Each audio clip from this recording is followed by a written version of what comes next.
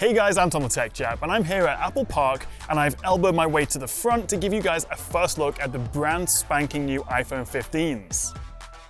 So, what's new? Were the rumors true, and is it actually worth getting excited about? Well, here's everything you need to know about the Pro and Pro Max. And the very first thing you'll notice is how much lighter these phones are. Apple's very proud of their new titanium housing, replacing the glossy stainless steel and giving us a very sexy new matte brushed metal frame. It has the added benefit of not showing smudges or fingerprints, and it's more durable, but really it's the weight that you notice the most. 221 grams for the 15 Pro Max, down from 240 last year.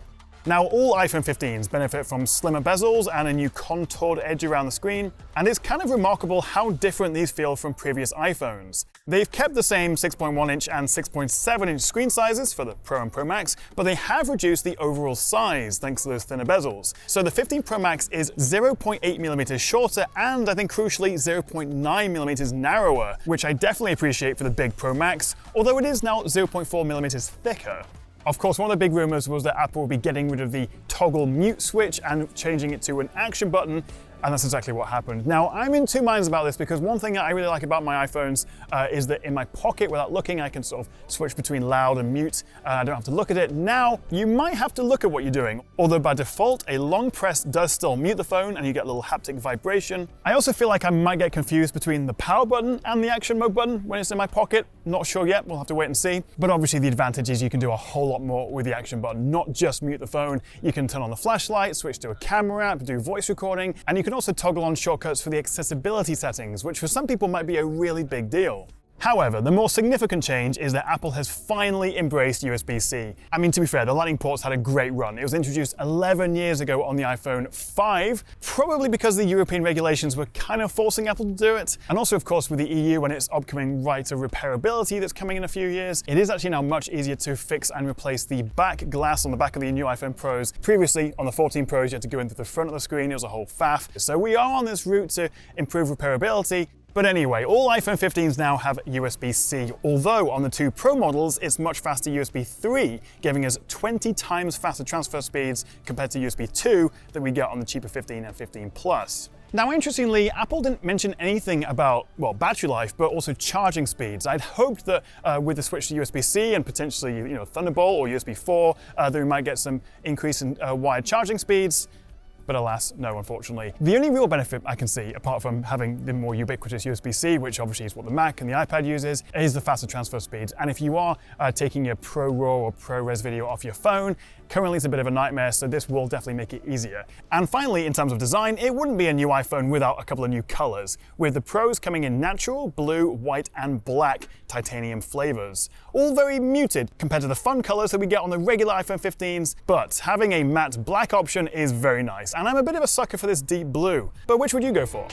Now, on the inside, the Pro models get the new A17 Pro chip. In terms of the processor, up to 10% faster, double the number of neural engine cores. They've also added an AV1 decoder for faster video streaming, but I think most significantly, they've fully redesigned the graphics chip, which now, like flagship Android rivals, now supports hardware ray tracing in games, like Diablo 4, which I've got here, and maybe a couple of others. There's not a whole lot right now, but hopefully devs will implement it in more games now it's on iPhone.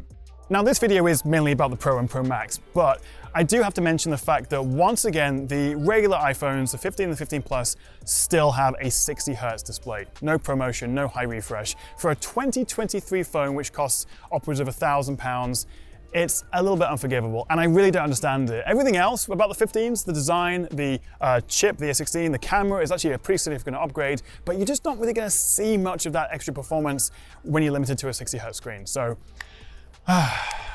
Now, one rumor that did not come true was around bigger batteries. Unfortunately, there was no mention of this, no bigger batteries, no new efficiency claims for the new chip, so same as last year it seems. But I just hope we see some improvements to the battery health, the longevity of the battery, because my 14 Pro Max, after a year, is down to 89%.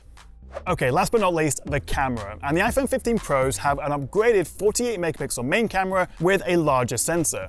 Photos are also now 24 megapixels by default rather than 12. They've improved their smart HDR tech and promise much better portraits and low light, and I can't wait to test this properly.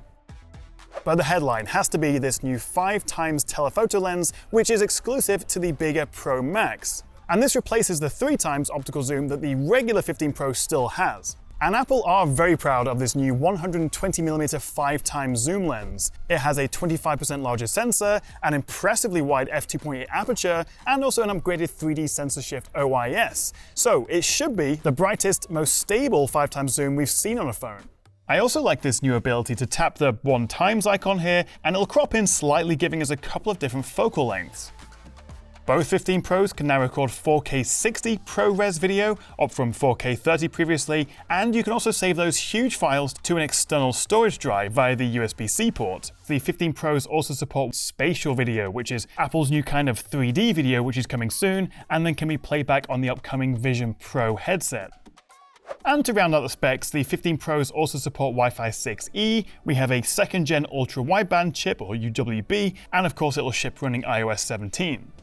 Now, I have only had like an hour to play with the new iPhone so far, so lots of questions, lots of things I want to test, and I will have my full unboxing and review coming very soon, so make sure you've hit that subscribe button, you don't miss that video. But first impressions, it's a pretty decent upgrade. The design refresh, particularly the lighter weight, is a very welcome change, as is USB-C, and I'm glad that all iPhone 15s have it. Would have been good to see high refresh on the regular 15s, also would have been good to see faster charging, and I'm also not convinced everyone wants a 5x optical zoom. If it were like the Galaxy S23 Ultra, which has 4 lenses, you have the benefit of the 3x and the 10x, but with the iPhone 15 Pros, the Pro Max, it's still 3 lenses, and they've just switched out the 3 to a 5. And I personally really like the 3x for that field of view, particularly for portraits. You could just buy the regular 15 Pro if you still want that 3x, but I'm curious how the quality is going to be on the Pro Max at sort of 3 or 4x zoom before you hit that new 5x. Lots of questions still to answer, lots of things to test, but finally in terms of pricing, it is pretty much the same as before. We're talking $999 for the 15 Pro and $1199 for the 15 Pro Max, and that's the same in pounds and dollars.